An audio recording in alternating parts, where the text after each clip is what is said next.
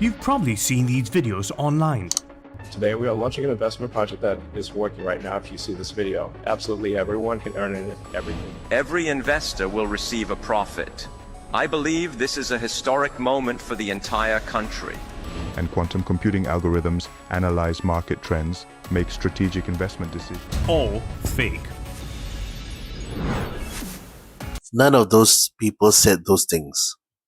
Not Elon Musk, not Lawrence Wong, and not even Lee Hsien Loong.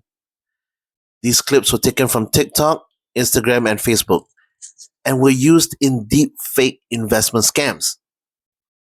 They were generated using artificial intelligence to convince viewers that these leaders were endorsing investment opportunities. And the uncomfortable truth is this: the same technology can now copy the voice of someone you love. Technology like this is already being used in scams. But the real danger is not just fake videos of famous people. The real danger is believing we can still tell the difference between a real voice and an AI-generated one. And when that voice sounds like someone you love, the consequences become much more serious. Before we go further, I want to clarify something. Deepfake scams come in many forms. Fake investment videos, fake political speeches, fake celebrity endorsements. But today's deep dive focuses on something much more personal: the family emergency variant. This version targets your inner circle, your parents, your children, your family, which is why this is one of the most dangerous forms of deepfake scams. Because when family is involved, people react emotionally. And emotional reactions are exactly what the scammers want. So before we explain how the scam works, let me show you a simple system that can protect your family. Create a 2-word password or a family verification password. This password is used whenever someone asks for something that carries real consequences. Example: transferring money, providing identification numbers, sharing personal or banking information, sending verification codes like 2FA or OTP, or responding to urgent requests that affect your finances or identity. If someone calls claiming to be a family member and asks you for something important, you ask for the password before taking action. It can be something simple. For example, red chili, orange fox. It does not need to be complicated. It just needs to be something only your family knows. One useful trick is to link the password to a shared memory. Maybe your grandfather once had a sweater with an orange fox on it. Now, the password becomes orange fox. Something memorable, something personal, and something difficult for a scammer to guess. You can even place a picture somewhere visible in the house to help everyone remember the association. For example, a picture of Grandpa wearing the orange fox sweater. But notice something important. You don't write the password itself on the fridge. You only display the memory cue. Because if someone breaks into your house or gains access to the cameras inside your home, they should not be able to read the password directly. Now, this system might feel strange at first. Your family might laugh about it. It might even feel a little silly. But safety habits often feel strange in the beginning. Think about road safety. When you first learned to cross the road as a child, you were taught to look left, look right, and look left again before crossing. Or, certain parts of the world, look right, look left, look right again. At first, that behavior felt unnatural. But over time, it became a habit. Looking left and right didn't make the road any less dangerous, but it made crossing the road more manageable. And asking for verification works the same way. It doesn't eliminate the danger, but it gives you a simple structure that helps you manage risk. In the United States, a mother named Jennifer DeStefano spoke publicly about a deepfake kidnapping scam involving her daughter. She later appeared before lawmakers warning that voice cloning technology can be used to manipulate families and create terrifying situations. Here is a part of her testimony.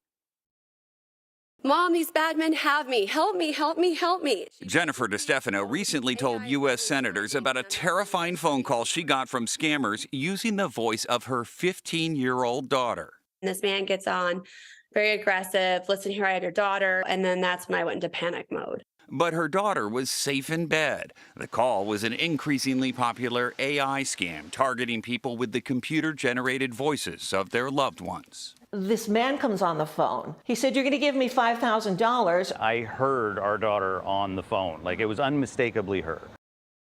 Cases like these are becoming more common.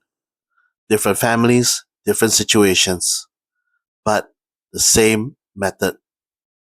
Because criminals can now imitate voices with alarming accuracy. But here's something important to understand.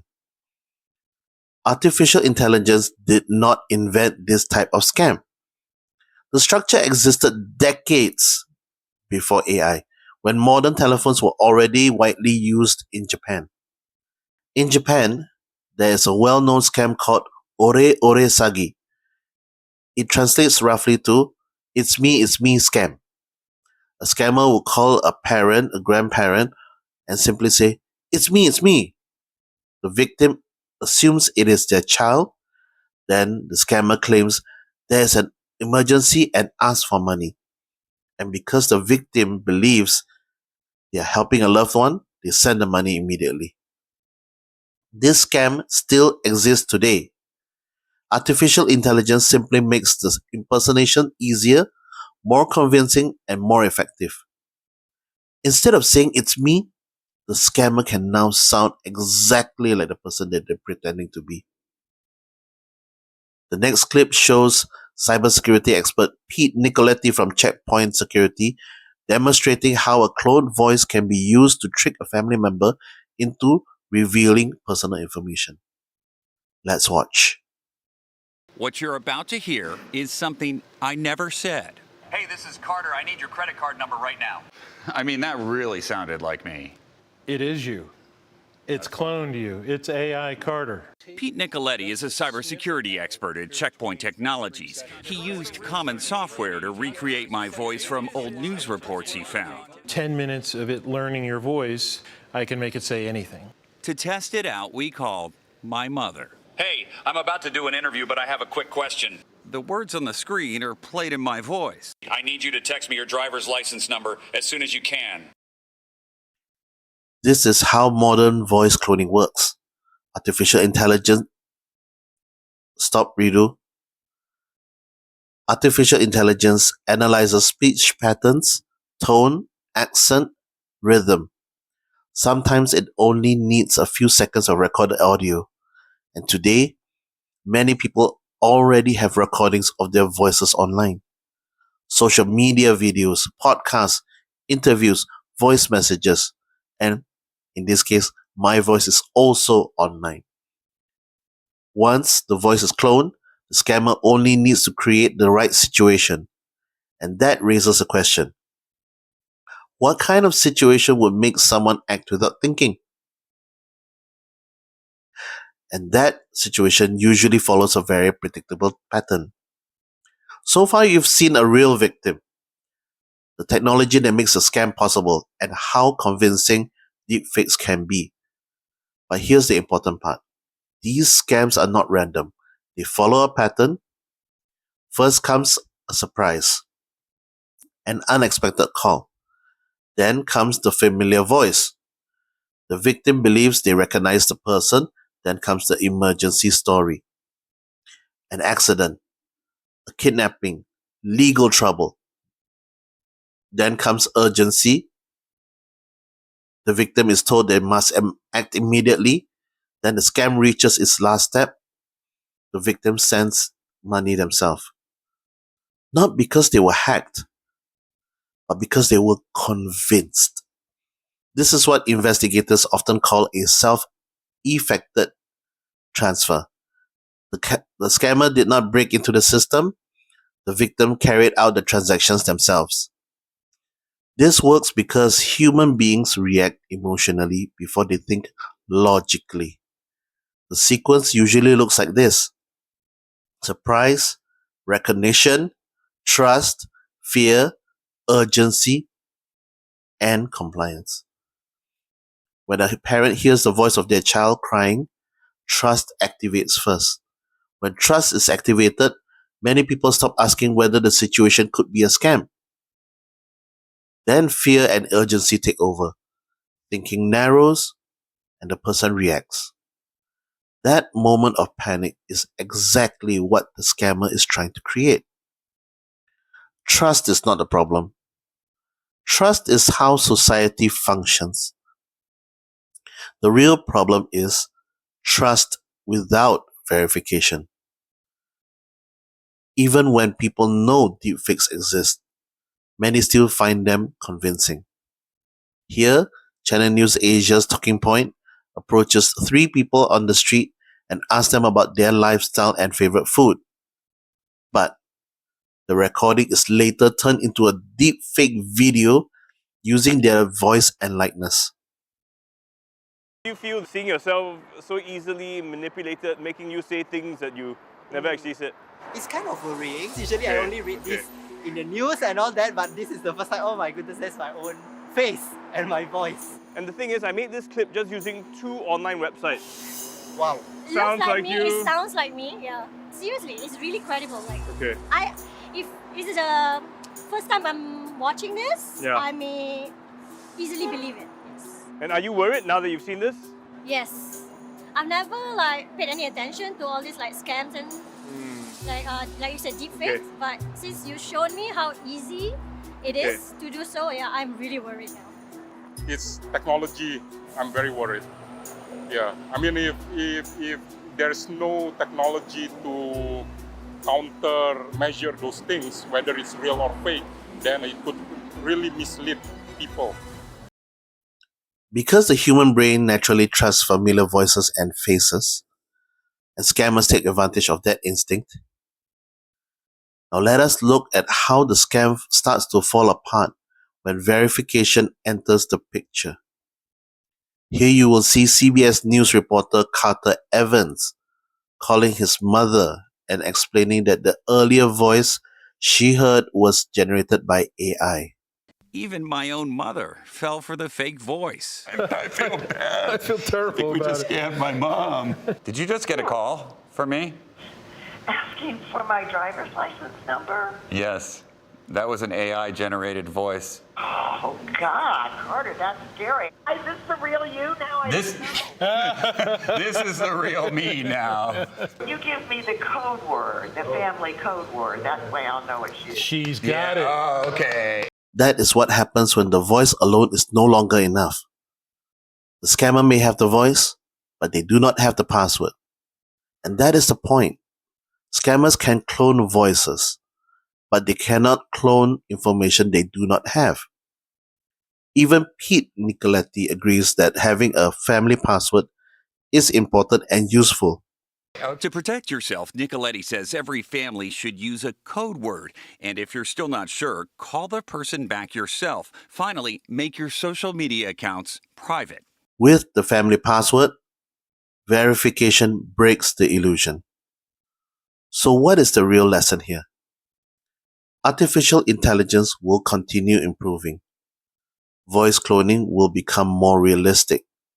But the structure of scams has not changed. Scammers still rely on trust without verification, then they add urgency, then they use emotions to make people react too quickly. Technology evolves, but manipulation stays the same. Life does not have to become paranoid because of this. You can still enjoy life, you can still share your activities online, you can still post photos, videos, and moments with the people around you. That is not the problem. If you prefer, you can set your social media profiles to private so that only friends and family can see them. But the real protection is much simpler. As long as your family has a shared verification password that is never shared outside the family, you will always have a way to confirm that the person you are speaking to is really them. In another video, we will talk about the second layer, how to apply Rule 4 of the Human Firewall rules, verify independently, when dealing with friends and acquaintances and people outside your immediate family. That is why simple habits remain the strongest protection. If rushed, pause, verify independently, and if in doubt, do nothing. Remember, you do not need tech skills to stay safe, you just need good habits. So share this with the people that you care about, and I'll see you in the next video. Bye.